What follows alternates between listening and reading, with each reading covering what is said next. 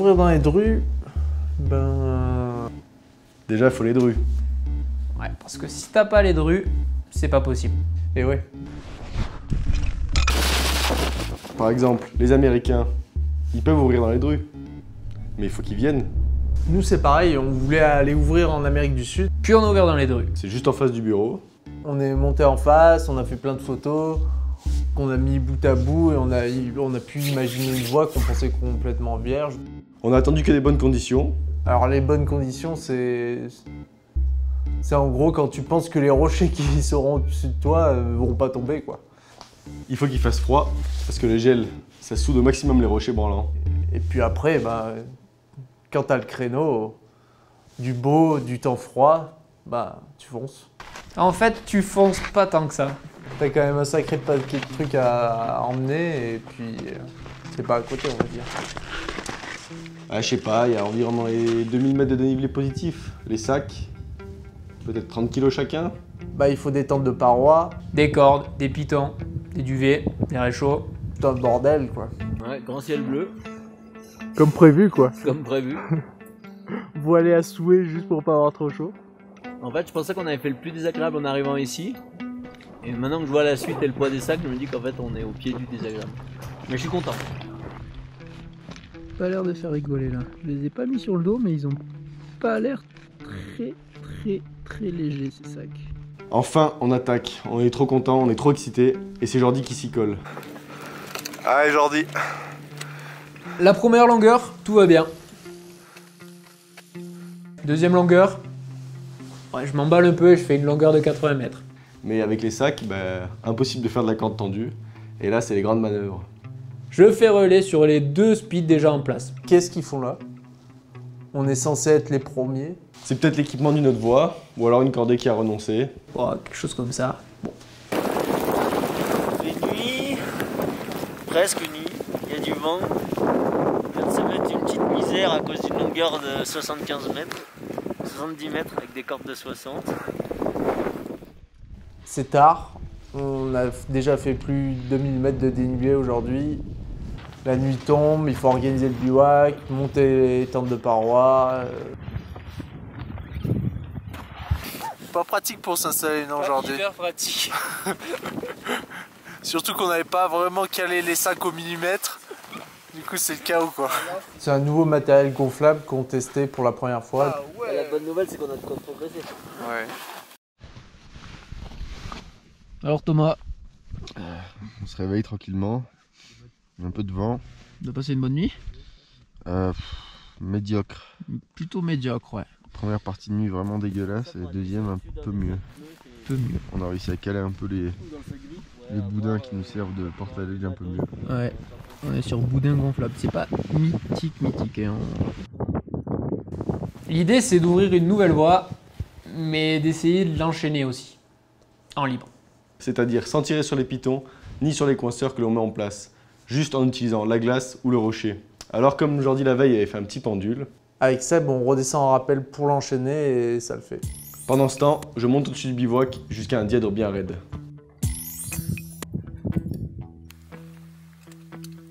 Ça va? Sinon, t'as pas de quoi faire rouler mieux au-dessus? Et là, c'est mon tour, c'est dément, je suis trop content, trop excité. Des longueurs de cinéma.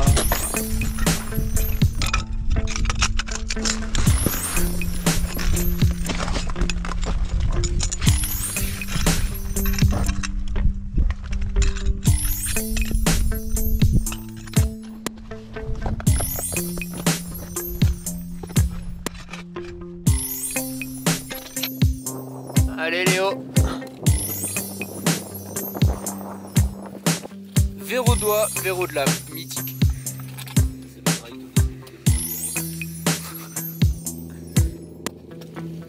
Allez Léo, hein. Chaussons aux pieds. Du coup, ça avance. Et là, on sort du dièdre pour rejoindre une ligne de fissure en plein dans la face. Et on tombe à nouveau sur un relais sur speed. Étrange. Il est bizarrement placé, c'est étrange, des speeds différents. Allez Léo.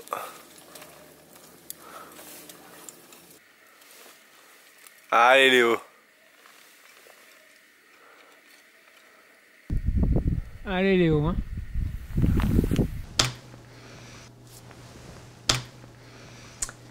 C'est quand ils en étaient là que ça a commencé. Pendant qu'eux grimpaient le début de la face et hissaient leur gros sac, sur l'autre versant de la mer de glace, loin en dessous, on transportait des caisses de matériel et je branchais des fils. Et à ce stade, tout ne fonctionne pas encore très bien, mais je viens de cliquer sur diffuser le live.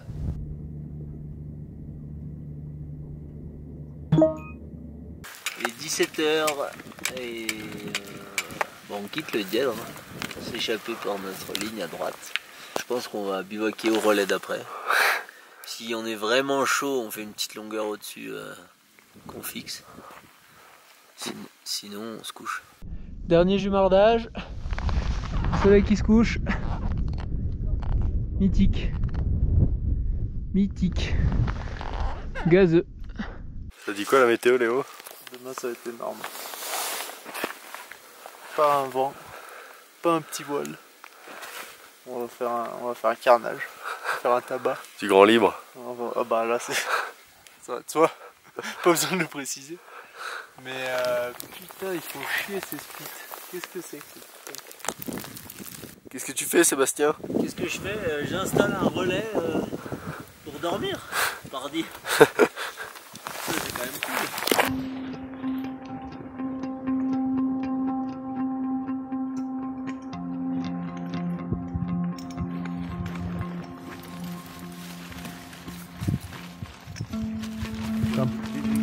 C'est un peu le chaos comme ça, mais Ah, il faut que je le... dans 10 minutes ça devrait être mieux.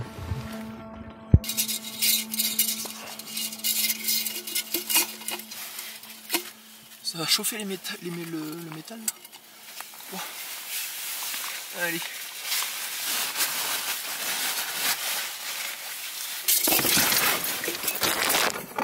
Alors Léo, qu'est-ce que ça éveille en toi ces spits? Eh ben je sais pas, c'est étrange hein. C'est vraiment étrange. J'arrive pas à savoir si c'est des gens qui ont buté ou si c'est des gens qui ont fait une voix et qui ont rien dit ou qu'on n'a pas su. Ça te rassure ou ça t'inquiète? Vu qu'on n'a aucune info, j'ai l'impression que c'est potentiellement des gens qui ont buté. Donc c'est pas hyper rassurant. Ça va vers toi en plus. Qu'est-ce qui s'est passé aujourd'hui? Là bah on a le cul trempé parce que le réchaud il a baigné. Il a baigné le con. C'est là qu'on a su pour les relais en place. Un copain a enquêté et il nous a envoyé un message. Ce serait une tentative d'espagnol. Étrange. Alors est-ce que ça enlève quelque chose à l'aventure qu'on vit? Non on est content, moi je suis content. C'est une pure face, c'est excellent. Elle est raide, dans les Alpes, j'ai jamais fait une face comme ça. Aujourd'hui, ça attaque par une ligne de fissure déversante en rocher moyen. On trouve que c'est le bon moment pour envoyer Seb. Allez Seb, allez. Et pour un vieux, il s'en sort plutôt bien.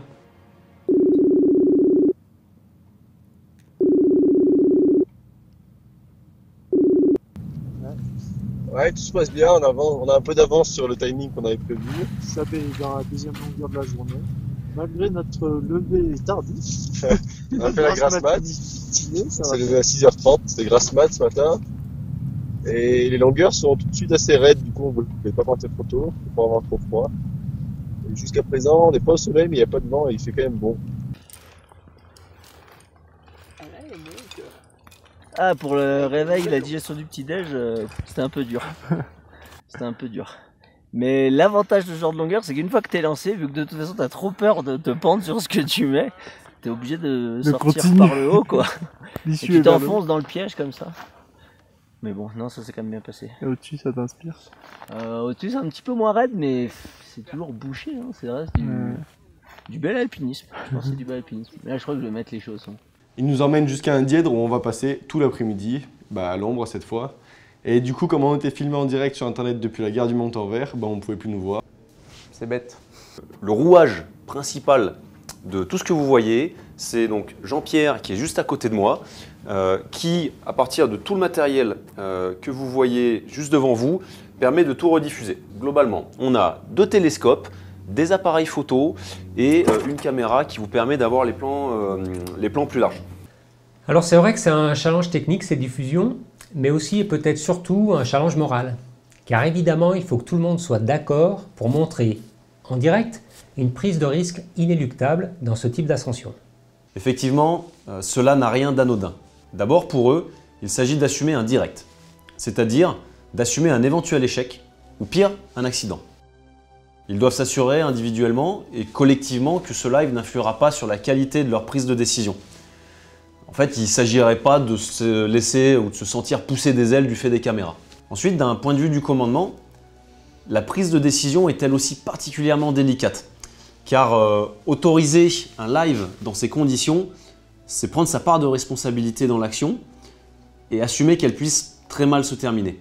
Pour le chef, c'est donc s'interroger sur le sens que l'on donne à notre action.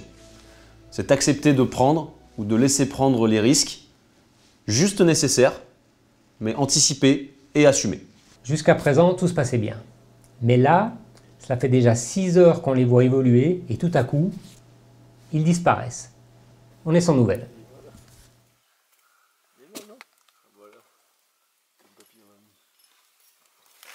Attention. C'est le chaos. À base de chute ou chute de pierre. Pour l'instant, c'est que des chutes de pierre, mais pas impossible qu'on assiste à une chute tout court. Léo qui remet un essai après moi.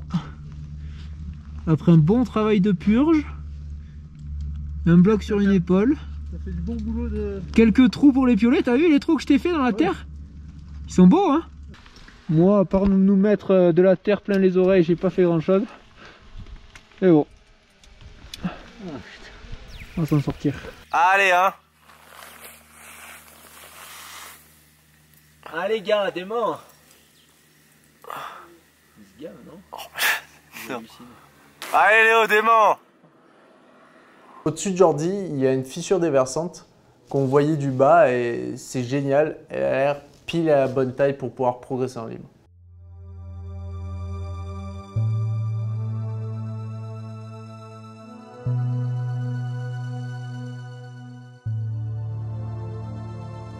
J'arrive à franchir le dévers, je dépasse le dernier relais des Espagnols et là je me retrouve dans 15 mètres de rochers déliquescents, pourris au possible, avec plein de blocs que je dois purger et heureusement mes collègues sont à l'abri sous le dévers. C'est marquant ça, ce qui vient de se passer. C'est marquant. Léo vient de passer un surplomb avec gants de fissure, sac à pof, chaussons à l'ombre. C'est... Du grand libre, hein. Putain, pour l'instant, il y a 20 mètres qui nous ont demandé de faire un essai, quoi. On est content qu'il soit passé. D'autant qu'on pense normalement qu'il va arriver sur une terrasse. Qui est en fait une dalle inclinée vers le vide à 60 degrés. Ah, le bivouac il va pas être ouf. Oh bâtard. Ah, quel doux bruit. Ah,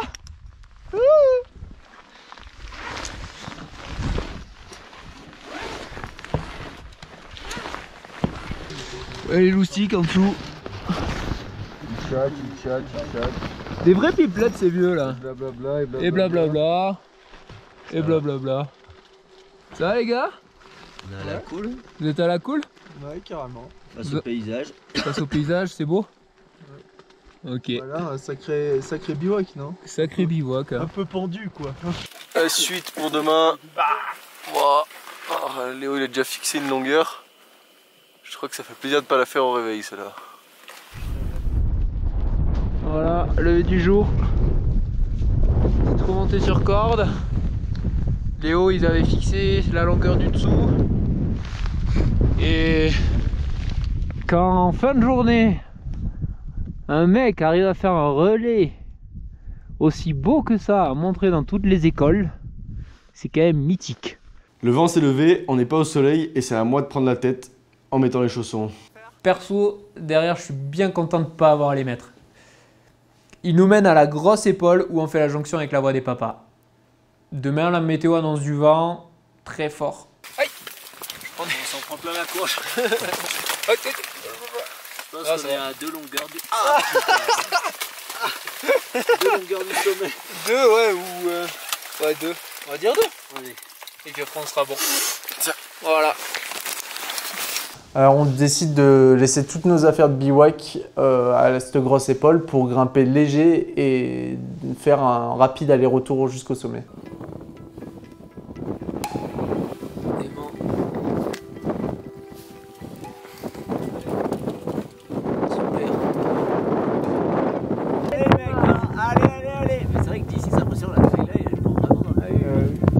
À la dernière longueur, Thomas il me laisse sa place.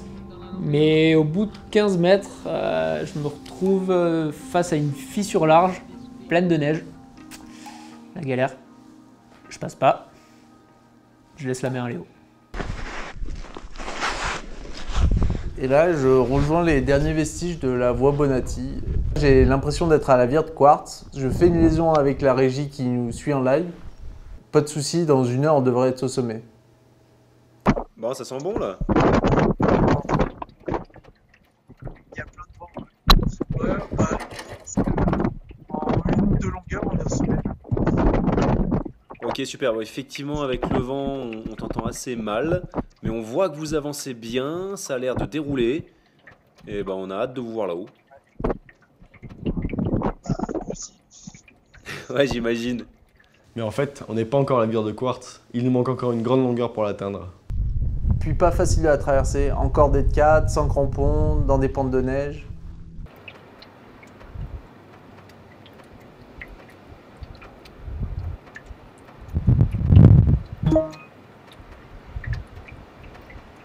« 2h40. Durant 2h40, le live n'affichait plus rien. Enfin, affichait juste la vue du télescope sur le sommet et en bruit de fond, la neige qui fondait et s'écoulait à proximité du micro. En bas, le vent souffle de plus en plus fort et le télescope bouge énormément. On est au maximum de notre audience et certainement aussi de notre inquiétude. Et les gens sont restés, à l'affût du moindre signe de vie. Pour autant là-haut, tout se passait bien. C'est plus tard que ça s'écorce. Eh les gars, mais bon, dans la Vire au Quartz, c'est mythique. Allez Léo, bourre!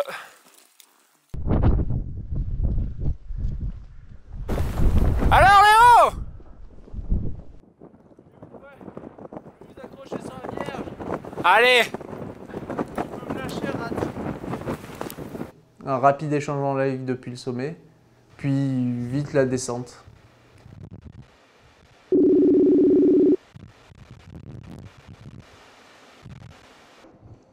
Bah, je pense que j'ai jamais fait aussi des choses comme ça. Si raide, un peu. Là, il y a Seb qui arrive, le retardateur.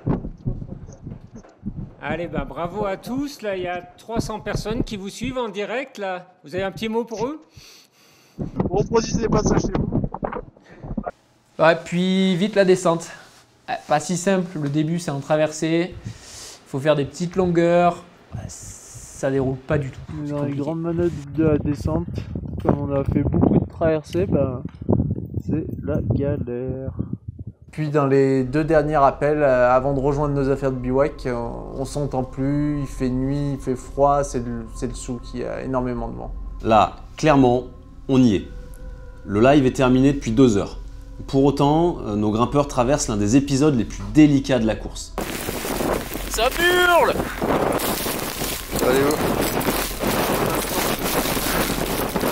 Qu'est-ce que peine le cul? Il y a Seb qui est en train d'essayer de nous chercher un bivouac. Cette phase est clairement la plus stressante pour nous. Nous oscillons entre confiance, inquiétude et lâcher prise.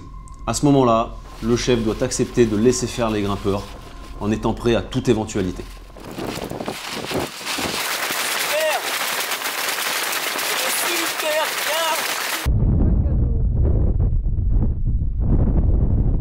Et il est 22h. On a pas mangé. Bon, on a l'abri, franchement ça va aller. Hein. Le fly va nous flapper sur le visage toute la nuit. Ouais. Mais ça va être bien. On espère avoir un petit créneau où le vent se calme demain pour pouvoir tirer les rappels parce que là c'est ingérable sinon.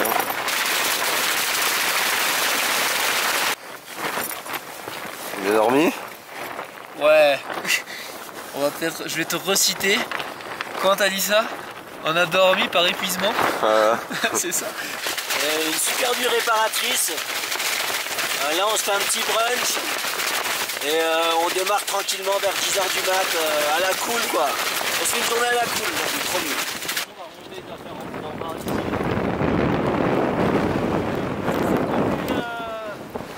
Ouest, les cordes elles ne battent pas. Et est-ce que on va devoir peut-être que quand... Ah, le jour 5, ouais. Cool, on a fait la grasse mat. On a attendu que le vent il faiblisse. Ah, et puis après on est redescendu dans la voie des papas. Bonne forme. On est arrivé. Ouais. C'est un troisième œil, mais on y est arrivé quoi. Bah ouais, enfin on est arrivé. Tout est relatif. Je crois que la voie on peut se la valider maintenant déjà. Voilà, par contre on est loin d'être rentré. Hein. Bah je pense qu'il n'y a pas un piton, enfin un relais où j'ai pas enlevé un piton à la main où il pendait. D'accord. Donc deux possibilités, soit ça bouge, soit les papas savent pas planter les pitons. Ouais. Vu qu'ils en mettaient que 2 relais et ils devaient avoir confiance quand ils les mettaient je pense. Ces 4 grimpeurs font partie du groupe militaire de haute montagne créé au sein de la 27e division alpine pour l'étude de la vie et de la progression en montagne à la limite des possibilités humaines. Constitué par une douzaine d'alpinistes militaires, ce groupe est engagé en particulier dans des escalades de difficulté extrême qui placent l'alpinisme militaire français au niveau des plus grandes réalisations internationales.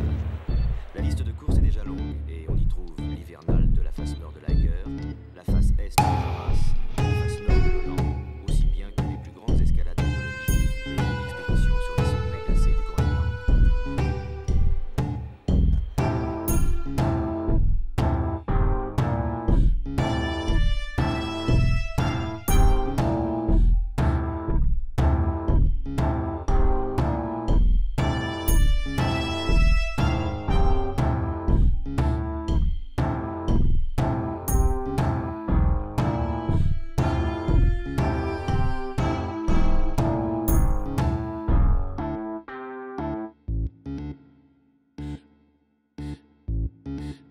Dans 2 jours, on retrouve les commandos montagne pour les former.